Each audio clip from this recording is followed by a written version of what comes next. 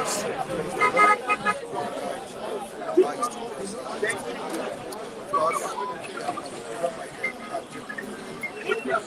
so we have different stories on board.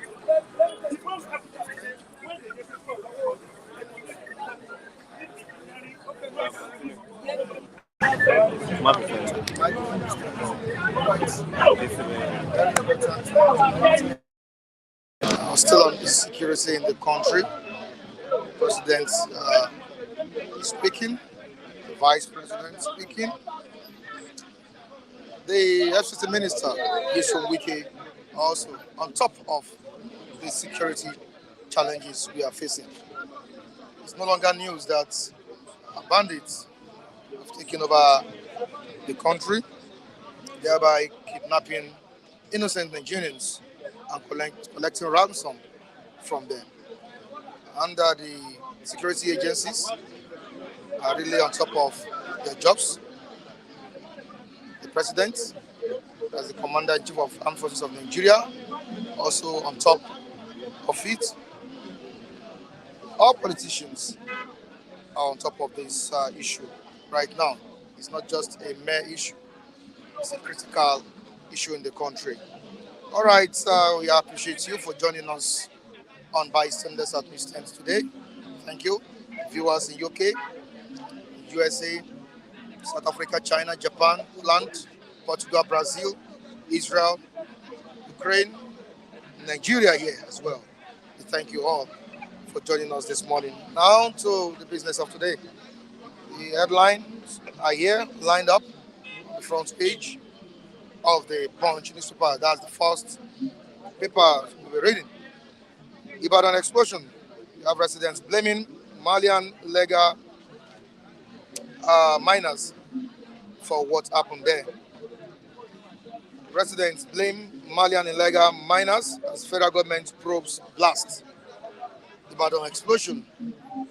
Residents blame Malian illegal miners as federal government probes blast. Stop Fubara from presenting budget afresh. Rivers elders tell court as Rivers State politics stop Fubara from presenting budget afresh. Rivers elders tell court. To another one, the northern part of the country, Gombe, Yola, Bauchi to experience 2-day blackout, says TCN. Gombe, Yola, Bauchi to experience 2-day blackout, says TCN. Still on Ibadan explosion, federal government should get tough with illegal immigrants, says residents. Bandits kill man, abduct 13 children on Cardinal Road. That's another disastrous news we are hearing here. Very sad one. Bandits kill man, abduct 13 children on Cardinal Road. Are they safe? That's the question. They will collect ransom from this victim. They will still kill them. You know, they should open up. See, let me tell you. The government is really working on it, and I hope by God's grace, how many bandits, how many Boko Haram has been executed since or prosecuted in the court of law in Nigeria? How many has been executed? How could you collected ransom, you see, kill the victim? So it's better off when you arrest them, prosecute them. Let us hear how far the judgment has gone. You can just the prosecution has gone. All right, so just hold it. Yeah, let's quickly look at a picture. Yeah, if you have the picture, please display it on 2023. This happened in 2023. That's during the electioneering campaign. The vice president made a statement there, and let's quickly look at it. Is it displayed on the screen? Thank you, Malik. 2023, I will handle security while Tinubu will handle economy if elected, says the APC vice presidential candidate, Shettima. Shettima will handle security. While Tinubu handles economy. I will handle the security in Nigeria now. You see how it is. You will actually know that it's under Shettima. He made a statement in the year 2023. Yes. I will handle security while Tinubu will handle economy. I could remember elected APC vice presidential candidate for the 2023 presidential election. And if you see the kind of... All right, you're welcome. The It's situation we are now, bystanders you find at out that- News 10 on Flip TV. Let's quickly join Raphael. Raphael, good See, morning. let me tell you, if you see the kind of situation we are now, security-wise, you will find out exactly that Chetima is in control of security in Nigeria. How is he in control of security in Nigeria? Haven't you seen how many people that have been abducted on the express, Kaduna Express, the highways? Man killed, children, 13 children kidnapped or whatever. Don't you know that Chetima is in control? National Security Advisor is not in control, no more in control. The Saint Chetima is in control. The man whose compound was what a safe haven for the like of the Kabiru Sokotos. Kabiru Sokotos, the man that bombed Mandala garage or forest in Plateau State, I think, was arrested in Chetima's compound when he was Borno State governor. He was bragging that he's going to be in charge of security if Tinubu won election. That was last year. Today, he is in charge. That's why nothing is being done. See, God is wonderful. If it happened that bandits struck, if they strike here in Lagos, Chetima is in charge. If Chetima could be in charge of security in Nigeria, I wonder how the Southeast is going to be. Because we make sure that we block the border, the Igbo North. That's where the ESN, Eastern Security Network, are going to block to allow the influx of the Fulani herdsmen into the southeastern Nigeria. Because Chetima is in charge. Chetima is in charge when Nuhu Ribadu, the brightest security policeman in Nigeria, is the NSA. Look at the loopholes. Look at how porous security is. Nigerian borders are. During this time of Chetima being in charge, Chetima is in charge. Absolutely. Chetima is in charge. People are rotting helter-skelter. Look at the blast in Ibadan, city of Ibadan. Nobody can actually tell if that's from mining site. Because many people are saying no. From illegal miners. Well, Some anyway, residents living there said they are not illegal miners. they are not illegal They miners. have conflicting stories. Are they licensed from federal government or state government? Don't forget that the governor of the state, Seyi Makinde, came out after the blast, like some hours after the blast, that because of that explosion, I think it was as a result of the illegal mining activity in that region or in that axis. But the question is, was the governor not aware that Illegal mining was going on or were going on in that area? in that area. It's true. That's the big question. Is a food for thought. Where are the security agents? Where are they? They What are are they benefiting. doing? They are benefiting. If truly Serious those profit. guys are Tearing. illegal miners from Mali. Malians. Yes, they're Malians. Malians left Mali, Are they licensed? Senegal, Cote d'Ivoire, Ghana, Togo, That is happening in your Benin state, Republic, and into southwestern and you Nigeria. claim you don't know. It's illegal miners. Look at the statement very well. Hey, Nigerian governors are making illicit money out of all this illegal mining across Nigeria. Just look at what is going on in Zamfara. The same gold mining. They are mining in Zamfara. Nobody's bringing to the central government, federal government, the proceedings from the mining in Zamfara. Gold mining in Oyo State. Nobody's bringing anything to the federal government. Proceedings realized from that mining. That's how it is in the whole north. Because Zamfara is not the only state of the federation in the north that illegal mining of gold is, profiteering. Likewise, Oyo State. It is happening there. There are other states everywhere. And these governors are aware. How could you tell me that Seyi Makinde does not know that such thing is going on there? The man is benefiting from that place. That's why he could not come out and tell the whole world the truth of what is going on there. See, let me tell you, such are under what? Part of the components of insecurity. You see the blast You see the devastation, the impacts, the whole of your state. Look at the mayhem it cost. Thank you. Look at the level of crater, destruction. the whole, the impact, the whole of your state. Can we have the part of picture? insecurity we are talking about. Displayed on the screen. It is the part of the insecurity we are talking about. They are telling us about insecurity in Nigeria, in the north, in the south. It is part of the insecurity we are talking about.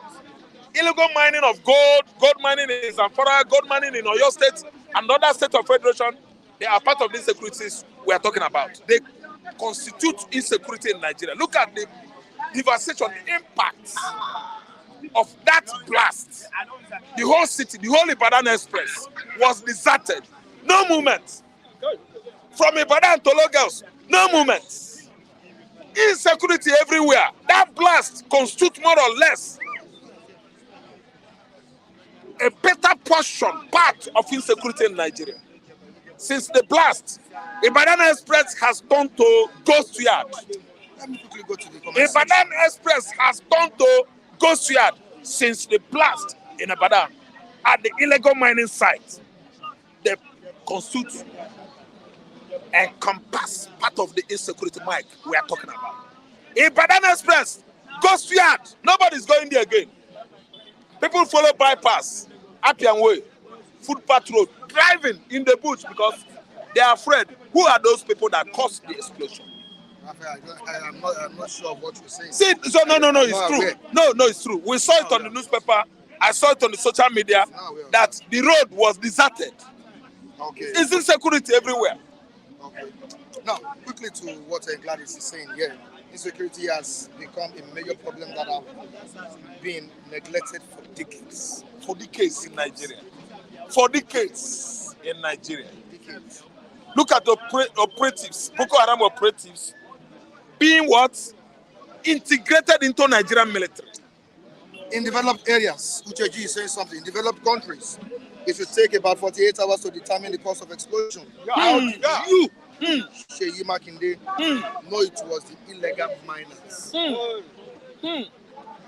From the horse's mouth. That's the same question Omoyele Shure, the publisher of Sahara Reporters, Ask the governor of your state. Government of that state. Yes. How did you know? How did you know? In how many hours? From what hours to hours? You are in charge of that state.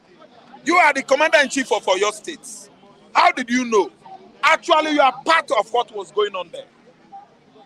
Sheyi Makinde knows about it. Let's tell ourselves the truth. All the governors of the federation, they are part of Nigerian problem. The cause of undevelopment of all those states of the federation in the southeast, southwest, north, core north, the governor constitutes 100% of the cause of underdevelopment. What is saying is all covered up. Simply means the governor knows about that activity.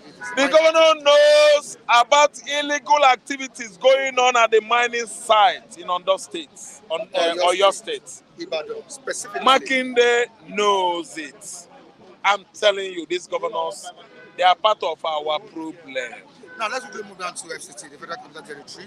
Abuja. Wike has vowed to flush out criminals hiding in FCT to perpetrate evil. Kidnapping. Let me come in. If Wike is to come in,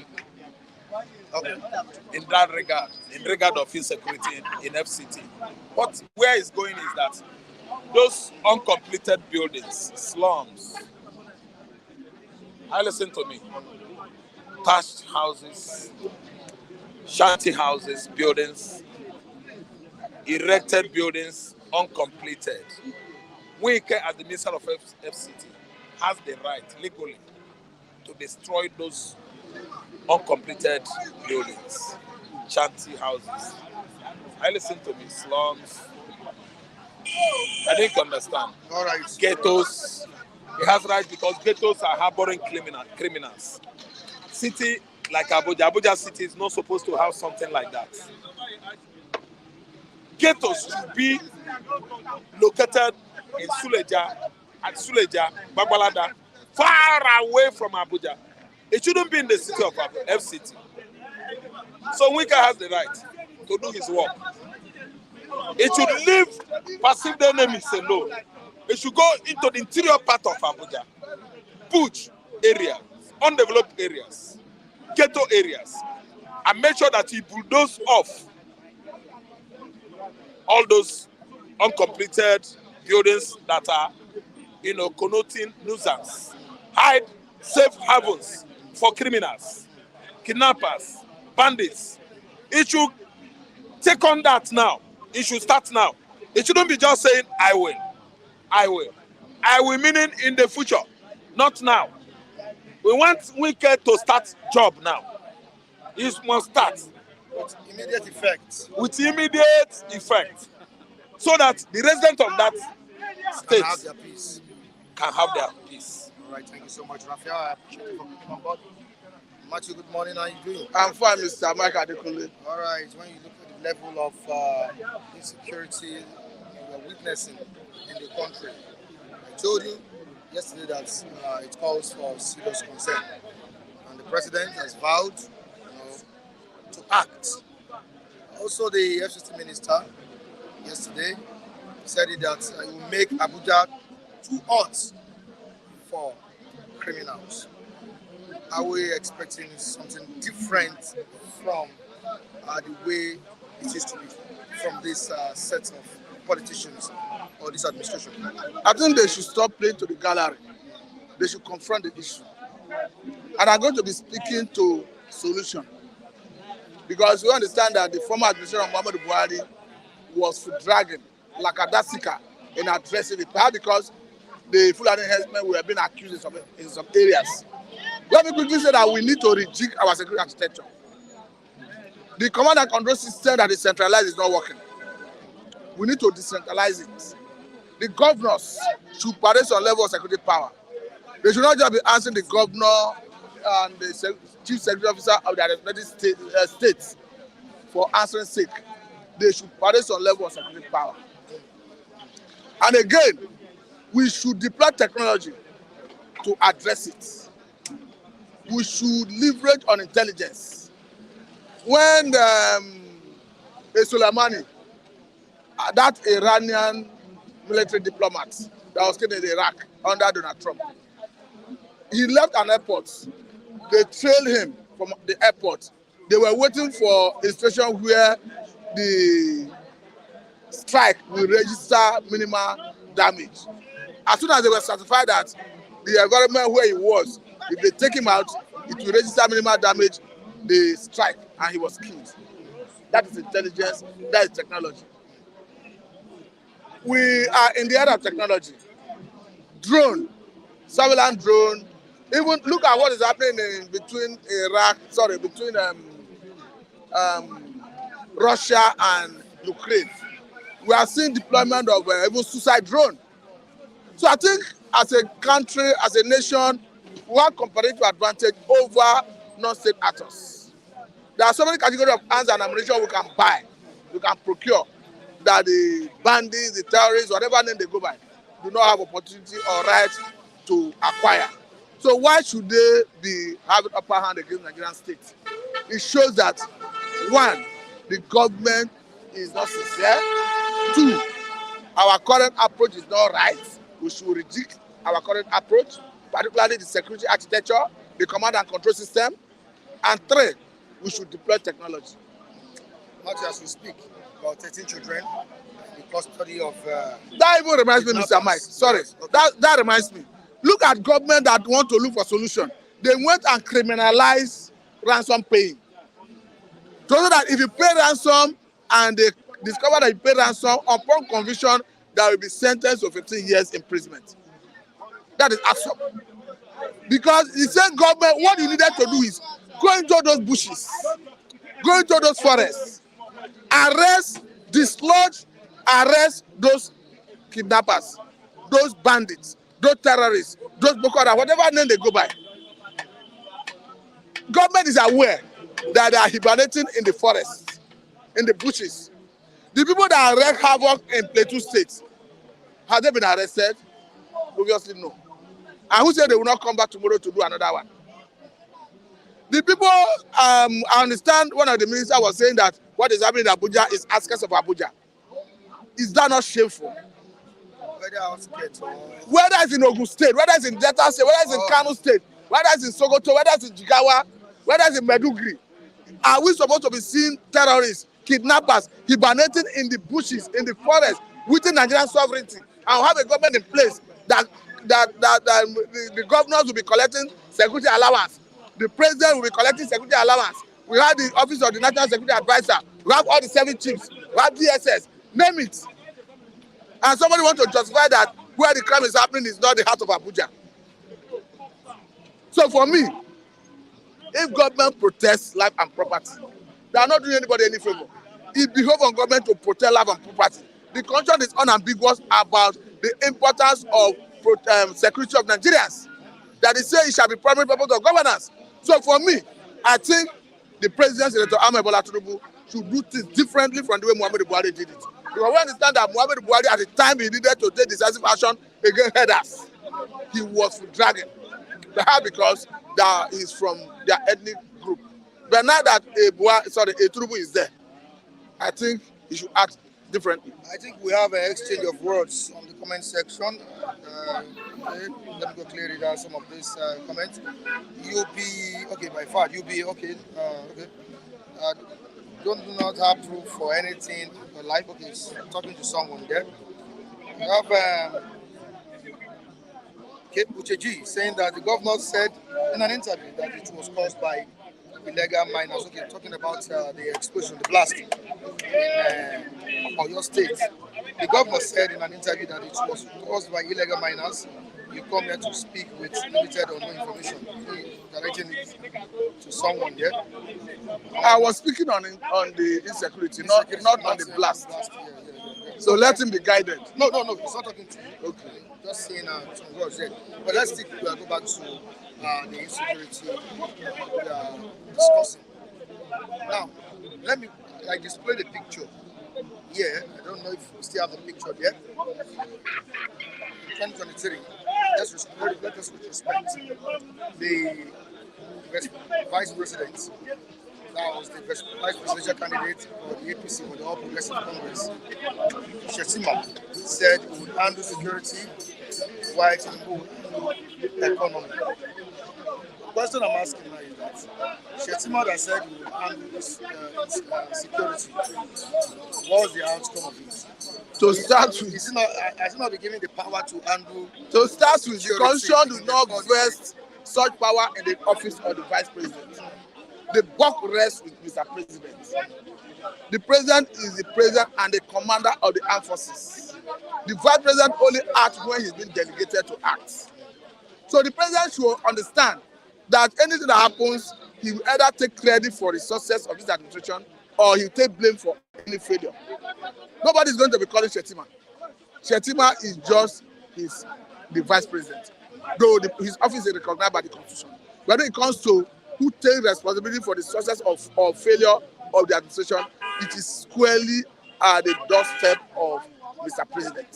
So even if the vice president, in his capacity as the vice president of Tinubu as a candidate, said that before the election, I think it was overzealousness. Because the constitution do not give his office the power to do that.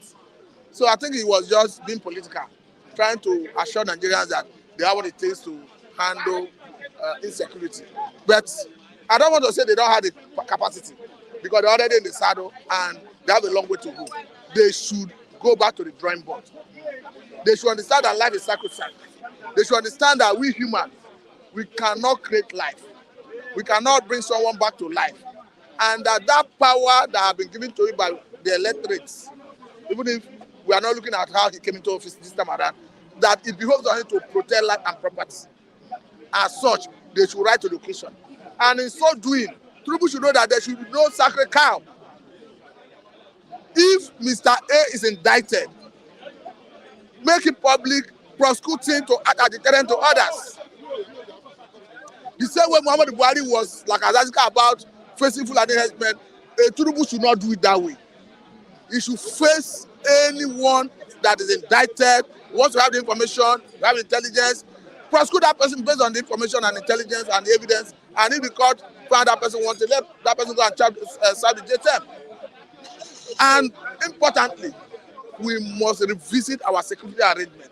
We understand that as at the time they form Amateku, Muhammad Buhari's government refused to allow Amateku to bear the level of arm that will give them the capacity to combat crime.